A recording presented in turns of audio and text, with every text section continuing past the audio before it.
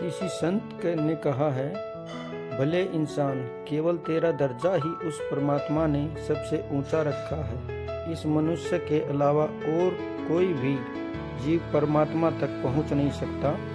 उस मालिक ने न केवल इंसान को ही अपने प्यार और भक्ति के योग्य समझा है। कर्म की राह पर कोई भी शॉर्टकट नहीं होता। जैसा जो चलता है उसे वैसा ही मुकाम मिल जाता है। 3 शक्तियाँ सबसे अनमोल शक्तियाँ हैं: प्रेम, प्रार्थना और क्षमा। इन्हें कभी मत भूलना। जिसका मन मस्त और उसके पास सब मालिक की कृपा से सब समस्त हो जाता है। बेपरवाह भरी जिंदगी में ही असली मजा है। जो हमारे आगे किसी और की निंदा कर सकता है, वो किसी और के आगे हमारी भी निंदा कर सकता है। निंदा सुनना हम उन्हीं की पसंद करते हैं जिनसे हम जलते या जिनको हम नीचा दिखाना चाहते हैं। निंदा सुनने से या निंदा करने से हमारी कोई तरक्की नहीं होनी है। ऐसे लोगों से दूर ही रहना चाहिए जिनकी जबान पर अक्सर निंदाओं का बोझ हो।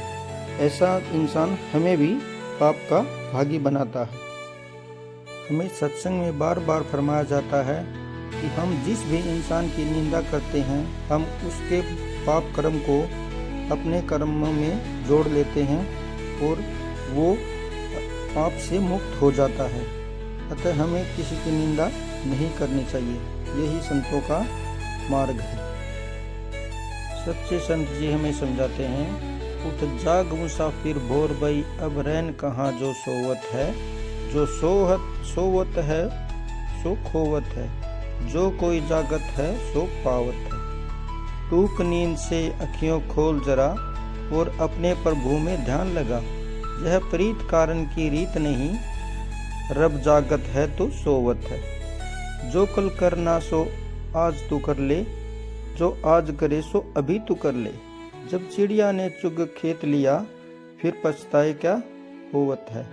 नादान भुगत अपनी करनी, ऐ पापी पाप में चैन कहाँ।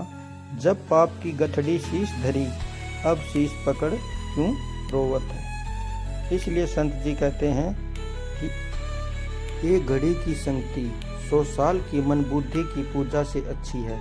क्योंकि यदि हमारा रास्ता पूर्व की ओर है और हम पश्चिम की ओर चलते जाते हैं, तो जितना हम चलते हैं उतना ही अपनी मंजिल से दूर होते जाते हैं। यदि हमने सीधे रास्ते पर एक एक कदम भी बढ़ाया, तो हम कभी न कभी अपनी मंजिल को पा ही लेंगे। इसलिए सत्संगी कहते हैं, वह दुनिया का काम करता हुआ सत्संग और भजन के लिए समय जरूर निकाले। पुरानी कहावत है, गुरु बिन ज्ञान नहीं। जब इंसान बिना चाबी के कोई ताला नहीं बनाता, तो आप ऐसे क्या सोचते हो कि परमात्मा आपको ऐसी मुसीबत में डाल देगा जिनका हल ही ना हो। सभी मुसीबतों का एक ही हल है, हम अपने परमात्मा को सदैव ध्यान में रखें। अगर मुस्कुराहटों के लिए ईश्वर को धन्यवाद नहीं दिया, तो आंखों में आंसू आए तो उसकी शिकायत भी क्या करनी। जब सबसे अच्छा हो रहा है तो कितना शान से कहते हैं कि मैंने किया। जब कोई परेशानी आ गई तो भगवान को दोष देने लग जाते हैं। जब अच्छे के लिए धन्यवाद नहीं दिया, तो फिर बुरे के लिए शिकायत क्यों कर